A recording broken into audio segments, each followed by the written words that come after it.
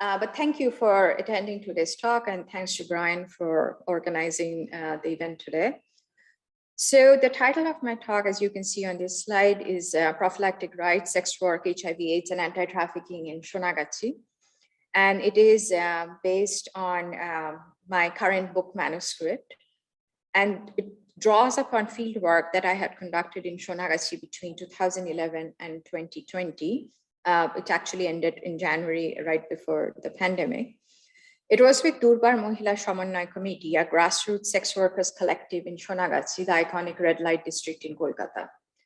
In the interest of time today, what I have decided is that first I'll offer an overview of the research and the book manuscript that I'm working on. And then I will follow it up at a closer look at a very specific aspect of anti-trafficking. To give you context about this research, this is actually a picture of the first HIV clinic, which was established in Sonagachi at the Palatok Club. It was a club in the neighborhood, which was converted into an HIV/AIDS clinic. So in 1992, and this is also the height of the HIV/AIDS epidemic around the world. So in 1992, following a baseline survey, the All India Institute of Hygiene and Public Health identified sex workers as a high-risk group and launched the Sexually Transmitted Diseases and HIV Prevention Project in Sonagachi, which is usually known as SHIP. Aligned with global programming, SHIP was based on the peer education model, where sex workers were recruited to introduce others to the basic etiology of HIV/AIDS and other STDs. The most important thing about this project was that it was about promoting the condom as a prophylactic device. In addressing structural barriers, poverty and stigma, that is, SHIP achieved remarkable success in reducing new HIV infections through the sustained use of condoms. However, most importantly, SHIP extended the HIV/AIDS narrative beyond public health. It drew attention to the corporeal threat the epidemic posed to the labor and livelihood of sex workers. This rearticulation of HIV/AIDS as a question of the laboring body motivated the sex workers to collectivize and found Durbar Mahila Samanwaya Committee, which I'll be referring to as Durbar henceforth, in 1995. And the main goal of this Durbar is to claim legal rights for sex work.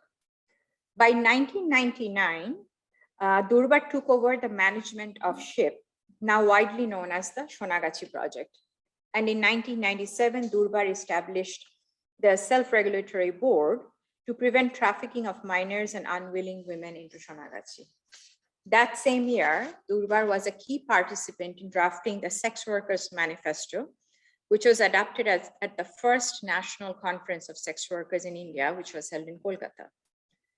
Public health scholars and practitioners endorsed the Sonagachi Project as a globally replicable model of peer education, community mobilization, and quote-unquote empowerment, especially of marginalized communities.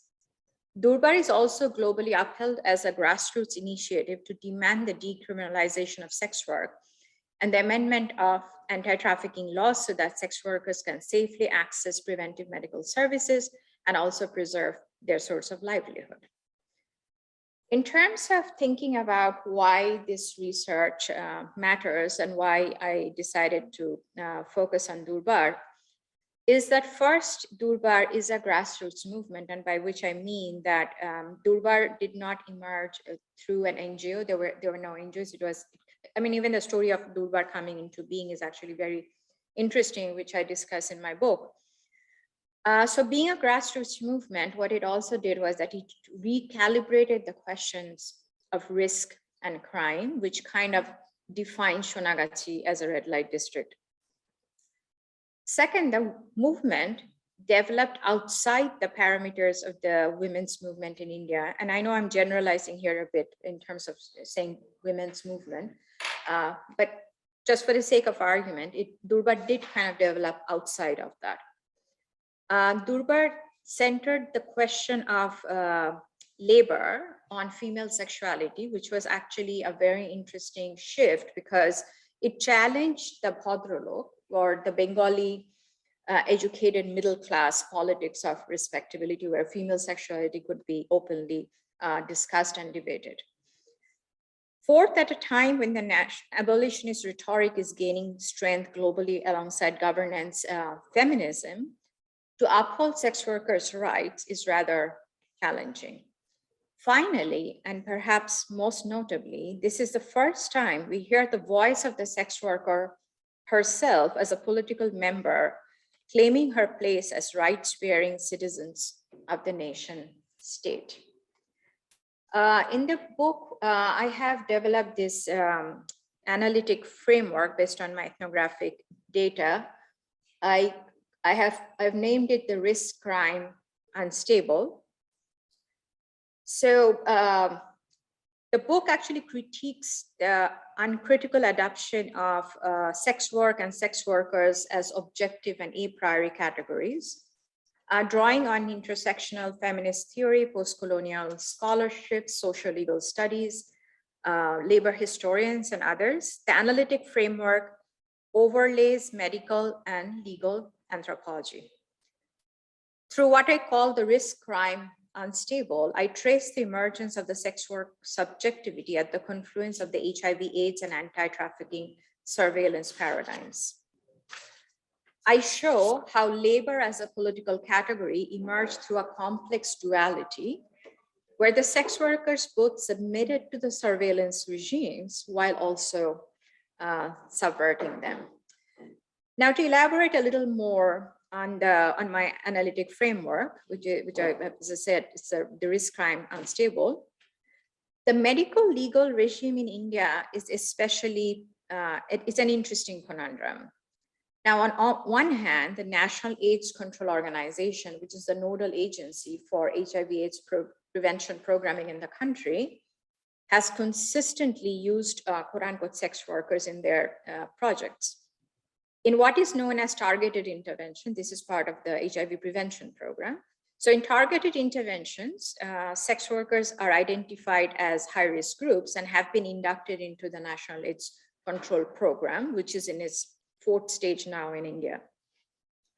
Now, this is in adherence to name sex workers as a high-risk group, is an adherence to international guidelines.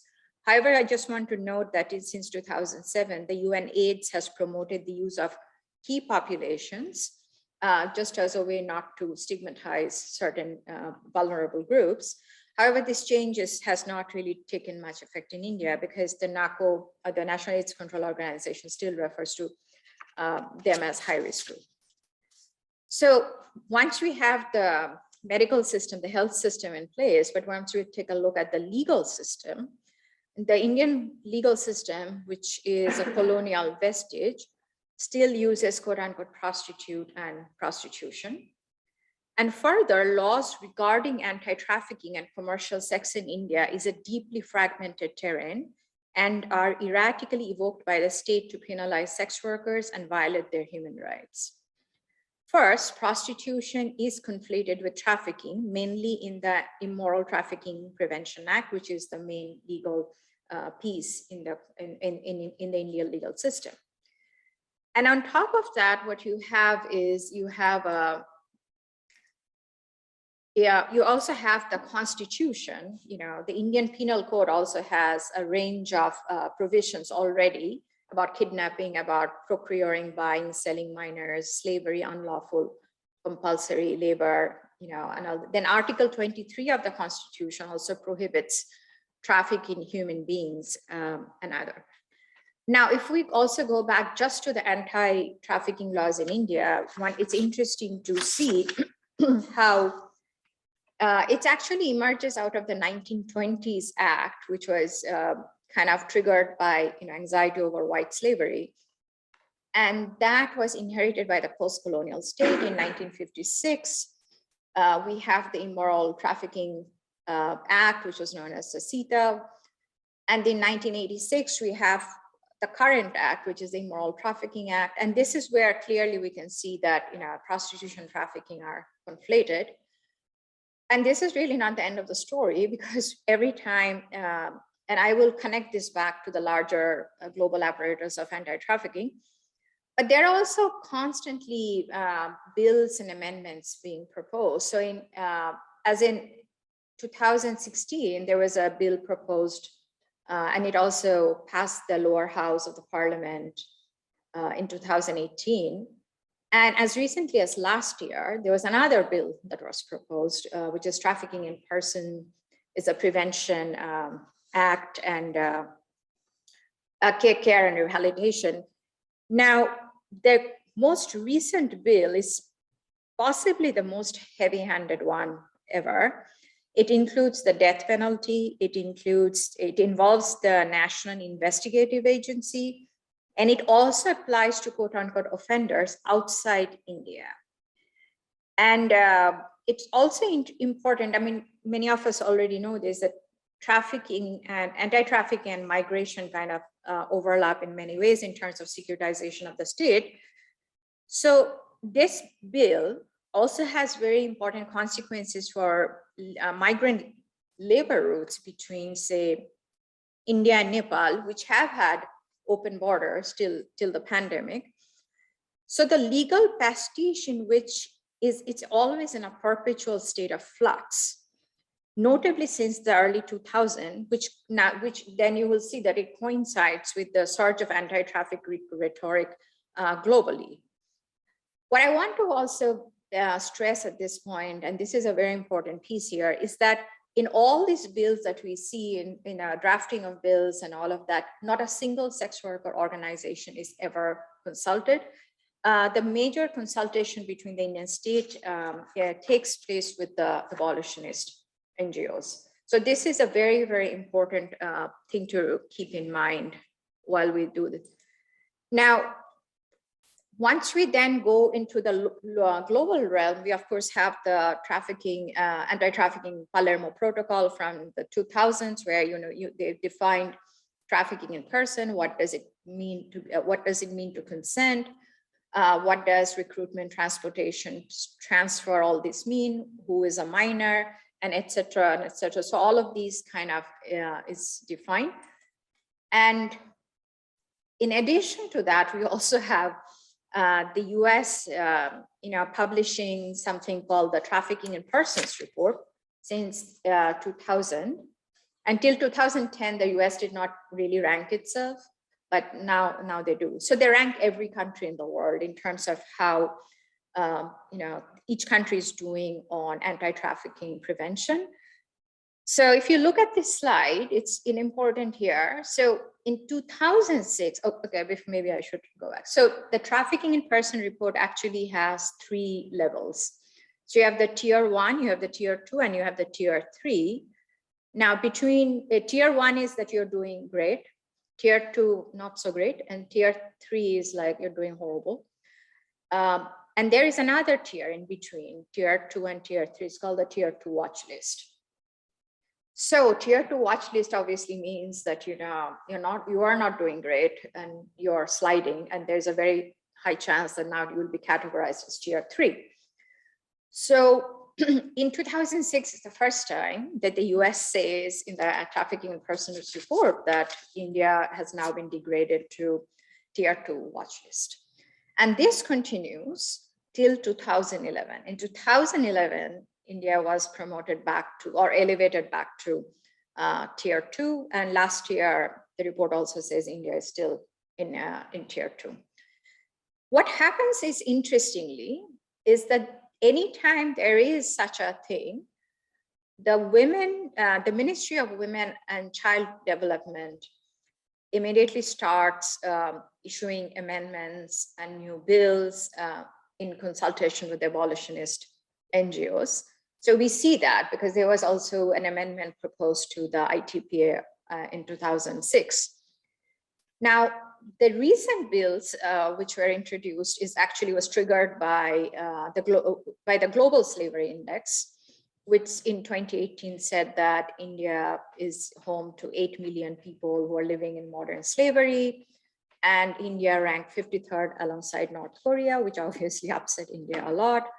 And then the Women and Child Development immediately responded with another bill, right? But during my field work, when I actually talked to the officials in this specific ministry, And I said, like, there seems to be a connection between these two, that you are always proposing these bills the moment there is a global survey that comes out. And, as expected, they denied. They said, no, there's no connection. It's just that we want to do a good job of making sure that nobody is trafficked. But that's kind of the moving parts and the moving parts. It's a very complex thing in terms of thinking about trafficking. So this is kind of an overview, and in terms of method, I'm an anthropologist, so most of it was ethnographic work between 2011 and 2020. Primary site was Durbar. I also worked with the West Bengal AIDS Control Organization, the Tropical School of Medicine, where women go to receive their HIV medications or the antiretroviral therapy. Also the local police precinct, which is the Bartola police station, the police headquarters in Calcutta, which is Lal Bajar, and the child welfare committees. If a minor is identified in Sonagachi, the recent protocol is like the minor has to be handed over to the child welfare committee. And determining a minor legally, because most of them don't have any documents, so that is a very challenging aspect. Which again, I discussed pretty extensively in my book. For that, actually worked quite extensively with the Central Forensic Sciences Laboratory, and thinking about the intersection of crime and law and medicine. And this was actually fascinating work as well. In New Delhi, I worked with the National AIDS Control Organization, and also, as I mentioned earlier, with the Ministry of Women and Child Development. Also did archival research at the British Library, because it was interesting to see how the current HIV/AIDS prevention program actually resonates pretty closely with the Contagious Diseases Acts of the mid-19th century. It's kind of a very uncanny resonance. I also looked at primary biographies, autobiographies of sex workers, kind of looking at the configuration of prostitution and caste and class in late colonial bank. They're actually not very many, very few of them, but they're actually a good resource to kind of historically situate the work. And it's also structured and unstructured fieldwork. Most of my time was in Sonagachi, accompanying peer educators to their field visits, attending organizational meetings, functions. A lot of the time I was also visiting hospitals, meetings in police stations, and also interviewing medical and public health practitioners, state officials, and police. So for today's talk, I just want to specifically highlight one aspect of anti-trafficking. And this section I have titled The Impossibility of Return, which in Bengali is known as FERA. And this is an ethnographic data, because you often hear this word, it's about FERA, the return, right? In this, I actually depart from the case studies approach, which is usually the method to document and analyze anti-trafficking cases. Instead, what I've done is, through my ethnographic data, I have identified 5 sub-themes. And they are, as you can see on the slide, it's a new phase. And this is also an ethnographic data. Women say, we saw a new face. There's a notun mukh, right? A new face. Then it's also the question of arrival. How did this new person, new woman, come to Sonagachi, right? Because remember, trafficking is about transfer, right? How do you go from one place to another? The third one is shifting stories, and I can talk about this more later. Because I'm focusing on the work of the Anti-Trafficking Board that Durbar themselves run. Shifting stories is one of the most difficult part, because whenever a new person comes to Sonagachi, they don't always narrate a linear story. The stories keep shifting from one thing to another.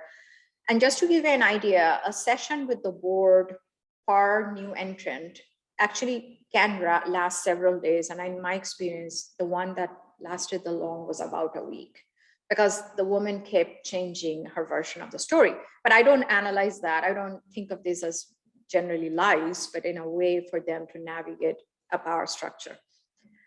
The next one is the making and unmaking of a minor. This is an extremely challenging thing in terms of the legal sense, like who is a minor. It seems like if you're below 18, you're a minor, but it's not exactly that easy when you think of it in legal and biological sense, right? So for today's work, presentation, as I said, I will talk about the return. And what I've decided is to talk about the return first of all in a larger context, and also specifically about the return of a woman who was trafficked into Sonagachi but is unwilling to join sex work. So before I begin that, this is the self-regulatory board of Durbar. It was established in 1997, and I do want to note that it was actually then established before the Palermo Protocol. But it's interesting that nobody in Sonagachi actually kind of were aware of the Palermo Protocol, but they were already doing that anti-trafficking work on the ground. This does not have a state mandate, so that's a very tricky part. So Durbar's sex workers work as knowledge brokers in Sonagachi. They take a human rights-based approach, which is based on sisterhood and kinship, and you may note that I use sisterhood in quotes because I don't take it uncritically. It departs very importantly from the carceral approach of the state, right? And through the work of the board, what comes out is a very close interrogation of constructions of consent, migration, victim, trafficker, and all of these get extremely muddled on the ground. And this is the composition of the board, but as you can see, there are several people listed on the board. I mean, they have to have 5 community members, meaning that all 5 of them are sex workers. Then there's a local counselor, a representative from the medical fraternity, one from the legal profession, somebody from the social welfare board, and others who are interested in the work of the board, somebody like me. However, in my ethnographic work, I've actually never seen anybody work at the board other than the sex workers themselves. And this is the original flowchart. And I say it's the original flowchart because if you look at here, this is because first you identify, then the person or the woman is brought to the clinic where she talks to a social worker, and the social worker kind of tries to evaluate her mental health. And then the board's review begin to determine, right? And to the status determination, like if this person turns out to be a minor, now it's the state law that the minor has to be handed over to the Child Welfare Committee. And then, of course, if the person is unwilling to join sex work, the same happens. Or if she's an adult, obviously she can go back. Now, if this is somebody is a willing adult, then there is another stage of counseling that happens, and the women kind of help this new person understand, the risks of this work. What are the things that she do? So there's a lot of sense of sisterhood as well that works, surfaces in this work. So to focus on return, the question of return was perhaps the most difficult for the board. On one hand, when someone was deemed quote unquote a minor, and I say quote unquote a minor because, as I said, to determine a minor is an extremely arduous task. It generated tension between and amongst the newcomer, the malkin, who is the brothel owner, and the board members. Purnimadi, who was my primary collaborator in the field, and then the director of the board, maintained a very strong position. In her words, the board has to prevent minors from being trafficked, and there will be no other way in Sonagachi to join sex work. On the other hand, it was legally required to hand minors over to the Child Welfare Committee, who were then admitted to shelters. And scholars have demonstrated that shelters, which are called homes in India, are mostly carceral institutions. The board was acutely aware of its appalling conditions, and every time they were quite hesitant to entrust children to the care of homes, which they often characterized as quote unquote, places with no motherly love. I visited a couple of shelters, and if anybody is interested, I can talk about them later. The board in general, and Purnimadi in specific, had been navigating this double bind for a while. Like when it's a minor, the state required them to hand them over, but they were not sure, like, how they would be treated in the homes, so all of that. The situation with unwilling adult women, so if a woman came to Sonagachi, was trafficked into Sonagachi, and then comes to know that this is the sex work is the kind of work she has to do and is not willing to do this. So the situation with unwilling adult women is similar when they're not wanted back by their families for the fear of stigma. However, the board had more agency in organizing their return. Though this practice was no longer in vogue during most of my fieldwork, often Purnimadi would recount how she personally accompanied the women to their villages in the recent past. Here is one such account in Purnimadi's words in detail, and I've actually put it on a slide so that it's easy for all of you to follow along. And so Purnimadi is speaking here. One time, I, along with a board member, was taking this woman back to her village. She was not a minor, but she was not willing to join sex work. She came to Sonagachi with her lover, but she did not know that this is the kind of work she had to do. She said no. We told her, we will take you back to your village. She gave us the address and we set off on our journey. It was a village about 3 hours outside Kolkata. So we first got onto the bus to go to Shialda. Shialda is one of the main railway stations in the city. And then we took the train. When we got off the train, we had to walk several kilometers. Much of it was on the Aal. Aal is a little bit of a tilled land to separate the paddy fields. And this was obviously not easy for a city person used to walking on paved street. Anyway, after walking for, I think, 2 hours, we reached the village square. Some men were waiting there. And as soon as they saw us, they circled us, asking who we were and why was one of Amadirme, one of our village girls, with us. It was quite scary, but in such situations, we had to keep calm. I told them that we found her at the Shialda station.